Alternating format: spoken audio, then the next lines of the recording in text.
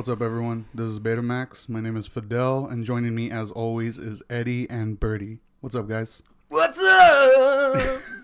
Hello. What's that song, dude? Like, why do you keep singing it? Is it just like one of those making fun of like that type of music things? I was listening to Mother earlier. By Danzig? Yeah. That sounds nothing like that. Oh damn!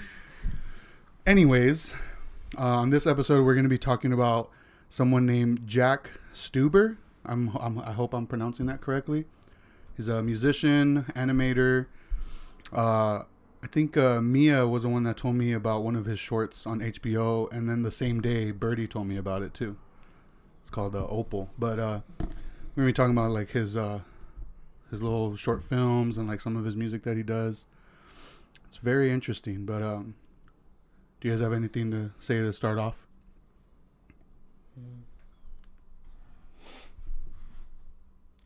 No.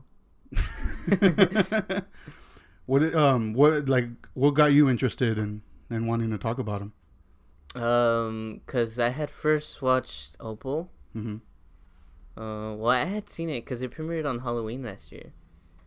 Yeah, that's what when I was reading about it, that's what I read. Yeah, it premiered on Halloween last year, and like I remember it because I'm like a huge Adult Swim fan. Yeah.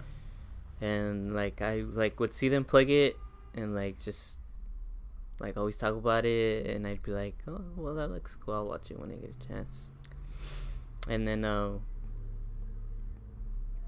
yeah, I didn't watch it till recently, and then when I first watched Opal, I was like, oh my god, this is so good. I can't believe like I slept on this for as long as I did. Yeah.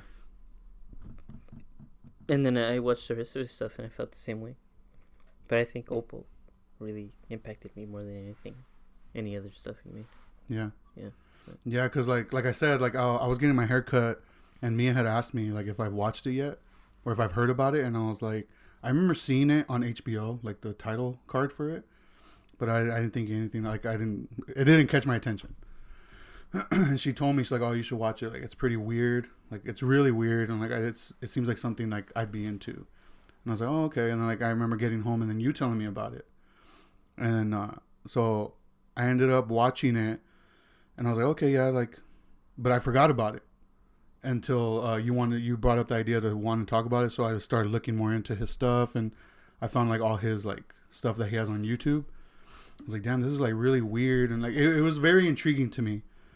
But when I rewatched Opal after researching all that, like looking up all the stuff, I guess I saw it with like a different set of eyes, because it was better for me the second time watching it. What about you, Eddie? What did you think of it? I have no idea who that guy was until like a week ago. Yeah. Right when Birdie had this idea, and I binge watched it on Friday, I think. Right. I just binge watched a bunch of his YouTube videos and listened to a bunch of his music, and it was weird. I was like kind of watching it like while I was laying in bed, and it like I don't know. I feel like I had weird dreams because of it. Really? Yeah, just because I don't know. A lot of his like animations are fucking like they're kind of all over the place. He has different styles. Like he doesn't have one like. No, cause like he uses himself a lot. Like if you see like a live action hand, like it's his hand, or if you see like all the voice work is mostly him. That's him singing. Like and then he has like really cheap like computer animation put in there, and then like obviously the claymation, which is cool to always look at. But yeah, I think that was my favorite thing, the claymation. Only well, like Birdie, I think that's what you said, that you like you mentioned it, like that I would like that style. mm-hmm. Like that really bizarre, like weird, like creatures, and the humans don't look that human, you know what I mean? Yeah.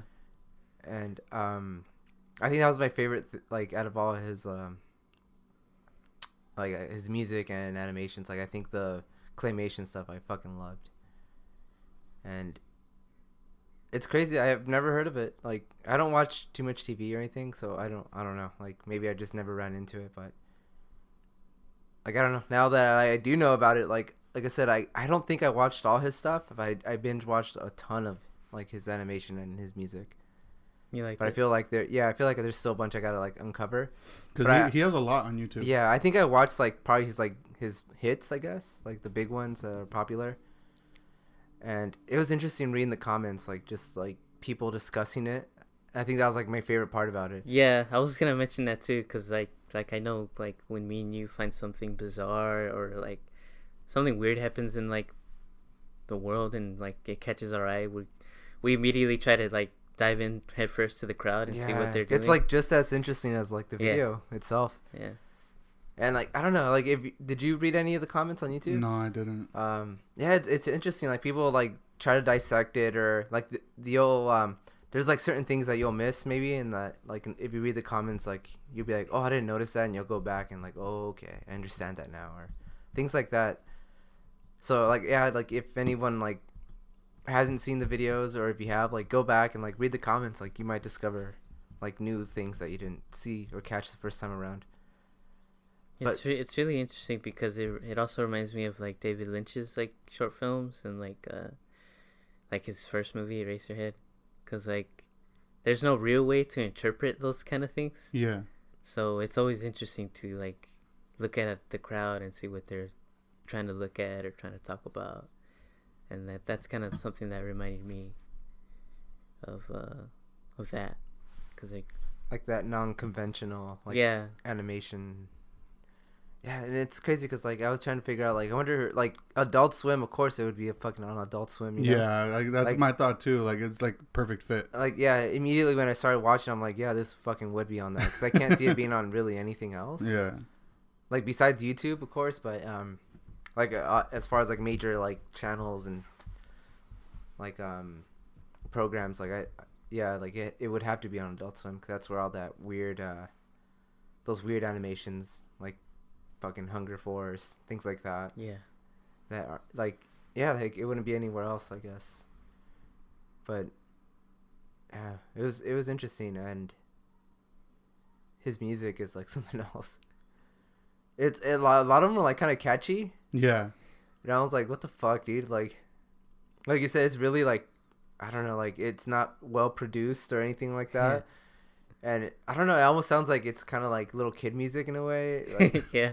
But it's like, I don't know, that animation like wouldn't appeal to any young kid, so it's like, it's kind of nightmarish. Yeah, so it's like I wonder like who his like, I don't think he had like a target audience. He just probably wanted to like, I don't know, attract whoever it attracts. But like, yeah, I was thinking about that. Like that's why I started reading the comments. I'm like, who the fuck else is watching this? And a ton of people like loved it, and then they were all like admiring the art, the music. And there's even like people that were like I saw one the Opal whatever, where she's trying to get to the house across the street. Yeah. And I think there's like, it's like a 12-minute video or something like that, and there's like 3 little mini songs in it, 3 or 4 mini songs. But like people are even going as far as like removing like just the songs and making like compilations on YouTube where it's just the music. Oh, really? So like that's what I mean. Like people are like really interested in that stuff, and they're going that far to like take their time to like cut out like the, like I said, just the songs, and make like long compilations in case anyone wants to listen to just the music, you know. So I don't know, man. This guy looks like he has like a big like following, I guess, which is like, I don't know. It's kind of weird because like you said, like I feel like this wouldn't attract like the everyday people, I guess. Yeah, I think this is one of those This is one of those moments where you're seeing someone finally like blossoming in front of you. Yeah. You know, because I don't know. This guy could be like a big deal, like in 5-7 years or something. You know, but I mean, because he's barely doing everything he wants to do right now, and just like you guys said about Adult Swim, like it's no surprise that they like, because that's why I love Adult Swim. Yeah, props to them, dude. Because like so many shows like wouldn't have been able to like who else would have been like, I want to take a chance on this? Yeah, it was just fucking weird like shit. I said, you know? Maybe just YouTube. I mean, Adult Swim like that has like a bigger audience. Like you know. Yeah, because they like it's not just like like animators, because it is mostly like animators, but they're like. Does he hire like different animators for his show, or is like I don't know, videos? I think he has to, just to make the editing process a lot faster. Yeah. Cause man, that shit must take forever. You know what I mean? So, cause I remember at the end of Opal, I thought it was just gonna be his name, but he had like all these people, and I was like, there was even editors and like assistants, and I was like, yeah, he had to hire people to help him out, or else he wouldn't be able to get this shit out. But yeah, going back to what I was saying, cause it's not just like animators, like it mostly is animators, but like you know who got their career started because of Adult Swim?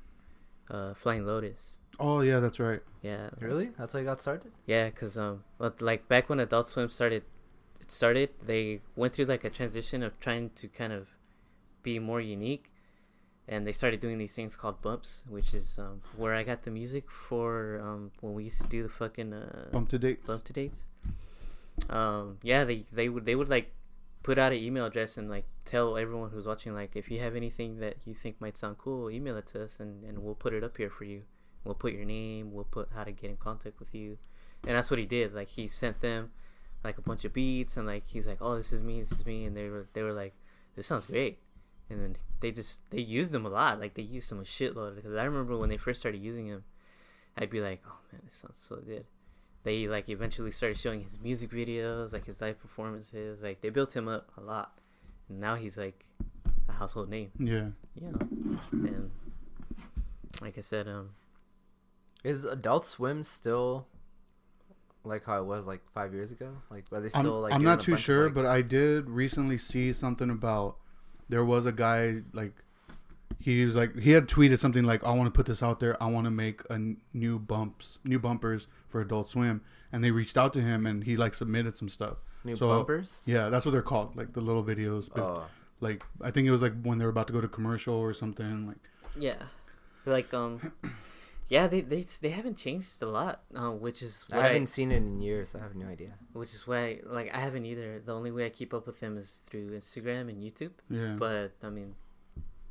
But yeah, I mean, there's as far as I know, they're still doing all that type of stuff. Do you remember like? Yeah, because they're still being broadcasted like on cable television. Like, cable television is still a thing. Yeah. You know, like, so. Do you remember what your first like introduction to like Adult Swim was? Yeah, because I've been watching them since they like literally first aired. Like, since they literally became their own network. Because I remember being like in middle school, and then Cartoon Network. Late at night, like I would watch these cartoons late at night. Like it'd be like the anime, you know, like I'd watch like Blue Gender and Big O, and like Gundam, and then like I think eventually they noticed that like the older crowd was being attracted towards that. Like, I mean, all the kids were obviously going to bed by 10. Yeah. But I was like staying up watching that, and then I remember just like commercials being like this new Adult Swim, like make sure you like the kids are in bed at this time because we're gonna start airing this and that. And then, yeah, they just came up with like a whole lineup of like kind of rerun shows. Yeah. Like the anime I'm telling you about, like those animes came out back in the 90s, dude. And then original shows like Aqua Teen. Oh, yeah. Like Aqua Teen, and then Home Videos, which was like that weird like Apple animated where all they do is like move their arm. Yeah. That, and then there was a couple other ones, like there was one called like Mega XL, which was like a drunk junkyard like homies that run into like a big robot, and like some fucking like sexy chick is like helping them, like it's like silly shit like that. But yeah, like that was their conception, and then they just kept growing and growing, and like now they're big, like huge, like they're a big deal now. It's crazy because they I don't know if it has a name, but there's certain times where they have like a band play, and they're it's like really shitty green screen, where they're like underwater. Mm-hmm. Do you know what I'm talking about or no? I don't think so.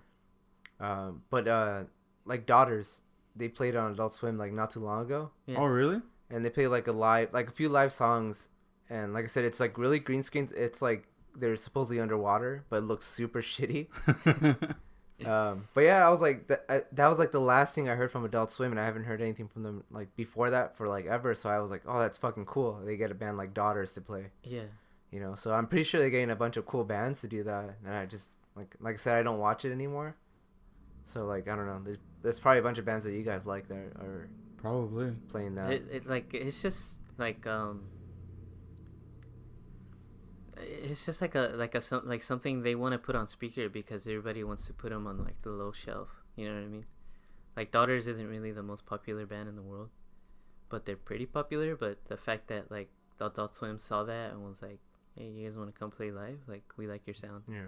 You know, and then the whole like shitty staging that you mentioned, like that's Adult Swim too. Like that's them being like, "We're not gonna fucking spend have, like, $2 million high production. Yeah, like we're just. I'm telling you, it's super shitty, dude. Like if you guys go on YouTube and like look up Daughters like fish underwater or Adult Swim or something, like you'll find that video and it looks really shitty, but it's awesome. Yeah. Super low quality, crappy, but the sound's good. That's why I think like I'm so happy that Jack Stauber got that spotlight put on him by Adult Swim, because like I said, I don't know, like maybe 5-7 years from now he's gonna be like making movies or something, you know, or making like indie movies. Earlier you had mentioned David Lynch, and that like connected in my brain because I was like, man, like his style reminds me so much of something. And the only thing that kept popping in my head was, I want to say Tim Burton, but not necessarily Tim Burton. Specifically, Large Marge from Pee-wee's Big Adventure. Oh, you're talking about like the style? Yeah. Oh, okay. That's what it reminded me of. Especially Opal, like the animation style reminded me of when Large Marge is like scary. Oh, when she yells and like her hair goes up. Yeah. Yeah. That's what it reminded me of. But then, like you said, like David Lynch, I was like, okay, yeah, that whole because like, David Lynch does. I don't think he's ever used claymation, has he? As far as I know, no. Yes, but I mostly meant that in the way that like the way his art gets perceived, and yeah, that's that. how he always like, dude, David, like if you ever see like a David Lynch interview, like he makes it clear to you, like, I'm not gonna explain to you my stuff, like you better come up with your own idea. So that's how I feel about his stuff. Like he won't really come out and be like, yeah, this is about blah blah blah blah. One thing I like about like that kind of art, like Jack and Lynch, it's like everything, as crazy as it is, like it has has some meaning to it, like, you know what I mean, like Opal at the end of it, like I was reading the comments and I'm like I'm glad people are kind of like giving this up like different interpretations of it, and there's like a lot of them that like I agreed on, like people were saying like, oh, this is what this meant, and someone else like, no, it meant this, and they both made sense, you know. So like it isn't just like random like, oh shit,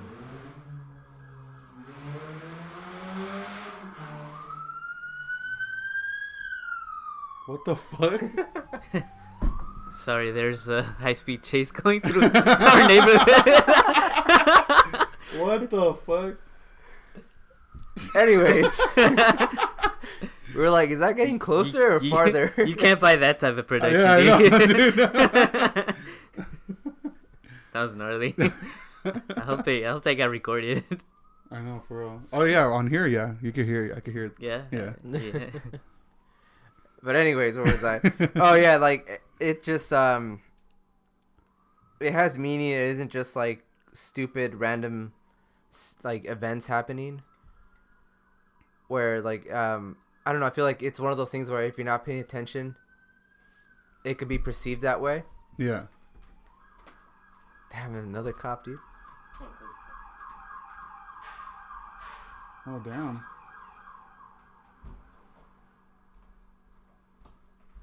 Proceed. Anyways, again. My point's all stupid now. You guys know what I mean. It's not a bunch of random like clips put together and like, oh, it's fucking weird. Like, enjoy, you know? Yeah. It actually has like substance behind it. Yeah. Yeah. And it's good that people are getting like their own interpretations of it. Yeah, that's why, like I said, like I think that's what like Brady meant with like the way that's not like your conventional like beginning, middle, end, and this is exactly what this is about. It's really bizarre, and like you said, like even like I've read a lot of people like with like David Lynch talk about like his videos or his movies, and they say like, oh, you know what, even if you take it at face value, which is like you try not to read into it, you don't try to find a meaning, like enjoy it, like just enjoy the visuals. And that's something you could definitely do with Jack's work. Yeah. Like you could have that shit on mute and not pay attention, and like it would just look fucking cool. Yeah. So it, like, not, but like I'm saying, I'm glad that it has like substance and it looks cool, like it has good style. But like even both those things separated, like they would still stand on their own. You know what I mean? Just because, like I said, it's just like your non-conventional animation where everything's like not proportioned well, everything looks kind of weird and creepy. But yeah, like I dig that, you know. That's it. Yeah. That's it. I remember watching Opal the second time. I was like, I don't remember it being like as like, I guess, creepy or scary as it was, like especially when she first gets to the house, and that first person she encounters like on the recliner. He reminded me of what's his name, one of the Cenobites from Hellraiser. Oh, the guy with the glasses. Yeah, I think his name's like Butterball or something like that. I don't remember, but yeah. But yeah, to me he looked exactly like that, and I was like, holy shit, like that's fucking crazy. But I just remember thinking like it was pretty creepy, just that whole like experience of her going to the house and trying to like getting through it. Like I was like, man, this is like a little scary. Like for kids, if it was like a kid were to watch this, it'd be pretty scary, I think. Yeah, I would say so. Did you what kind of interpretations did you guys take from Opal?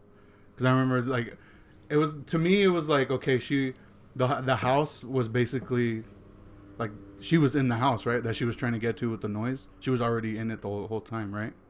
Yeah, and the billboard was her imagining a different family. Yeah, I guess like that was her escape, like yeah, in her head. But like I said, like if you read the comments, man, people like they'll dig into that shit, and you'll be like, I didn't think about that. Yeah, like this could be that or that. So I don't know. I think the simplest way to think about it would be that, like, just like, oh, they saw the billboard and that's her way to escape her shitty family or whoever, you know. Yeah. That house. Cause that shit was like, I don't know. The whole time I was wondering, like, is this gonna go anywhere? Yeah. And then when she saw the billboard, I was like, whoa, that shit like hit me. I was like, okay. Like it wasn't just like a bunch of random shit, you know. Yeah. Because the whole time you're wondering, like, what's in the attic, you know? Like, what's in that window that she keeps trying to go to. That's why I like, that's why I respect this guy so much. Just because, you can't really write shit like that, like, in a day. Oh, no. You know? You kind of have to think about it and, like, think about the perception that your audience is going to get, the demographic that you might get. And how are you gonna like build this story, and how are you gonna make it into like certain parts? Like this is the first part, this is the middle part, this is the third part, where he kind of put it together, where he still made us guess up until the end, and then even after we're still talking about it. Yeah. You know. But I'm actually like, I mean, you guys like it, right? Yeah, I did. Yeah. Yeah, I dug it. Yeah, like, cause like I didn't know how you guys were gonna feel about it, cause I was like, let's talk about this guy, because I admire his work and I think he's really good. Maybe better later, you know? Yeah. So I'm actually glad you guys like this. No, yeah, I'm definitely looking forward to seeing what he does next. I think you have a point where you say, like, this is just like, he's just laying out the foundation. And he's starting to build up his work, I guess. Yeah. Because he's young still. He's like 25, I think. Yeah, he's like a young dude. Like, I actually thought I looked into him and like I was like, did he start on Vine? Because I remember seeing shit like this on Vine. Yeah. And I kept looking into it, but no, he started like after Vine like died. But yeah, cause that's how I thought he was like our age, you know? Because I remember when Vine came out, we were like his age now. Yeah. You know, but So he would have been 15. Yeah. Maybe 16, 17 around there. I don't know, math. But yeah, like I don't know. I'm glad you guys like it, and I think this guy is worth talking about. And Opal's really good. Yeah, and like when I was looking him up, I saw like some of his favorite like shows where the Mighty Boosh and Rugrats, and he talks about like he tells people to go back and watch the Rugrats pilot because I guess he took like some inspiration of the way he animates shit from the pilot. And I don't know if you remember like the way Rugrats looks or even in the pilot.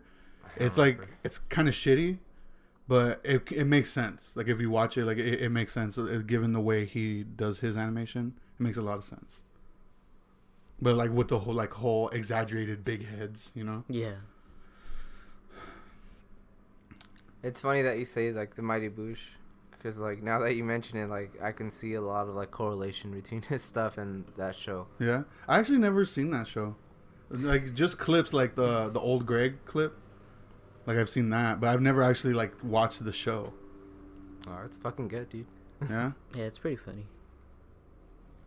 Yeah, I've never seen it. That's another show that it's like I'm wondering like how do they pull it off? Like how did that show get made? Because it's so bizarre, it's so like stupid and like clever at the same time. And I don't know, like I don't know what show it was on. I mean, what channel or whatever. It was British, wasn't it? Like on BBC or something? Yeah, but like I don't know if they have like their version of like Adult Swim, because that's like another show that could totally be. Oh yeah. Like on that, just because like I said, it's really bizarre and weird, so it wouldn't like really be like on your, I don't know, big programs like this. But yeah, that's another show. It's really artsy, that show too. And it's made by these two comedians, and they're fucking hilarious. And I don't know, I just love when people have just the freedom to do whatever they can, like whatever they want, pretty much. And it just everything works out so much better, and it pays off in the end. But I feel like that's still like something people aren't really wanting yet. The majority of people, I guess. And it's so weird because there's a show out there that's fucking huge, and it started like that, and then it ended pretty abruptly, which was a good idea. And it was just these two comedians. They got together and they were like, "You want to do something that we want to do?" Yeah. They're like, "Yeah." Like, it premiered like on TV, and now it's fucking huge. And I mean, it's pretty funny. I have a hard time getting into it, but I think it's pretty funny. Yeah. Yeah. Do you guys know which one I'm talking about? No. Seinfeld. Oh really? Yeah, because it was that show was the brainchild of Jerry Seinfeld and Larry David. Because they got together and they were like, "You want to make something that we both want to make?" Yeah. Like, yeah, why not? And then they pitched it, and now it's like just phenomenal. Yeah, it's this big thing, you know. So. Yeah, and it did end on their terms. Yeah. So I mean, I think that's a good example of like how to start humbly, like how to have a humble start, and then how to end, you know. Yeah. Like in a humble way, you know. You can't let yourself get to the point where you're the villain, you know. Yeah. So, I think I respect that kind of like artistic integrity. Yeah. You know what I mean? And that, like Eddie's right, that's definitely something that's missing nowadays. You know, a lot of people start from the bottom, and then they get to the top. They get so close to the top that they fucking burn their wings off, you know, and they fall. I would also give credit to like It's Always Sunny. Like they're still going too, but like they started off as a YouTube show. Yeah. So see what like, I mean? And that's like shit we all love. Yeah. So it makes sense, you know. Like I'm glad that we're part of that crowd that kind of notices like stuff like that from the beginning, and then we're still. I mean, like even me, Eddie, like I'll notice me and him will be like, "Hey, remember like when that guy did this back then? Now he's doing this shitty shit."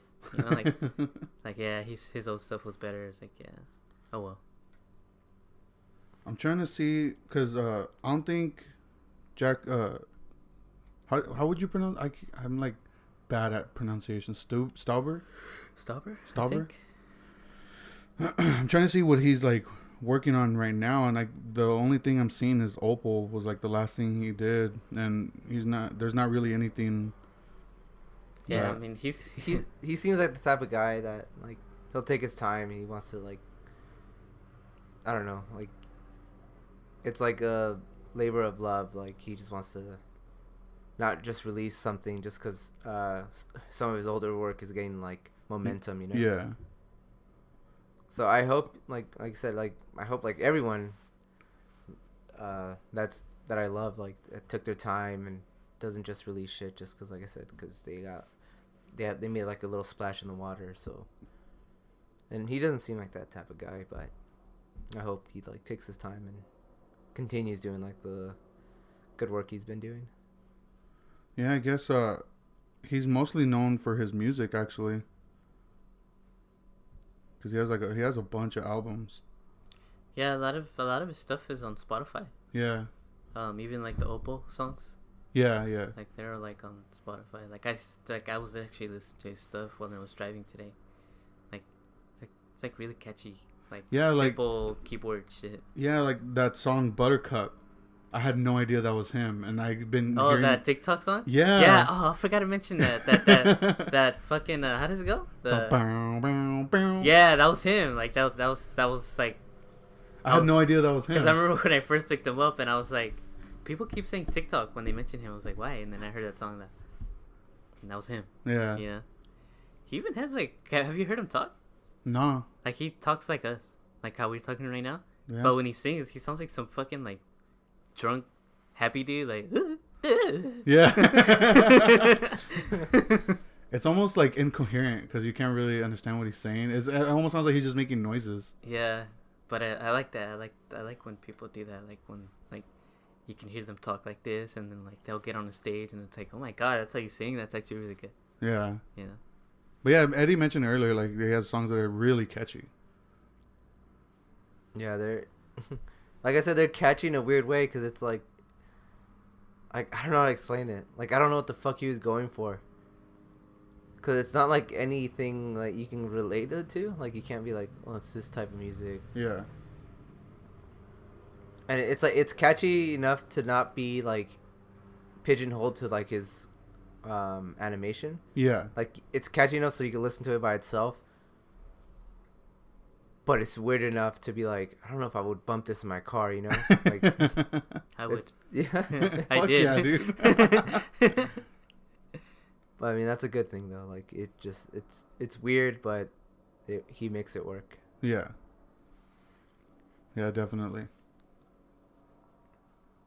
Do you guys want to make this one just a short one, or? Yeah, I wanted this one to be short just because he has such a small. Yeah, he's still fairly fresh, I guess, fairly new. I mean, like I said, you can watch and listen. Unless this episode puts him on the map, dude. Hey, credit Betamax, homie. But no, I hope people check him out. Followers. You know? I want to thank those 3 guys from Riverside. Y'all did a lot. Y'all the real ones. But no, I mean, I hope people like found this conversation we had about him interesting. Yeah, I put all his stuff like linked up. Oh yeah, I'm gonna link his YouTube channel and his Spotify page. Yeah, just cause I think it's great. Yeah, if you're into like that weird, just check it out. If you want to hear something like original that you haven't heard in a while, just yeah, that's a perfect way to put it. Just look it up. You know, if you want to see something that you haven't seen before, just watch his stuff. You know, it's really interesting. Yeah, very interesting. So, but yeah, I want to thank everybody for tuning in, checking this episode out. You can find us on Instagram, Facebook, Twitter at BetamaxULTD. Find us on Spotify, Apple Podcasts, Google Podcasts, Stitcher, anywhere you get your podcast. And we'll see you guys next time. bye.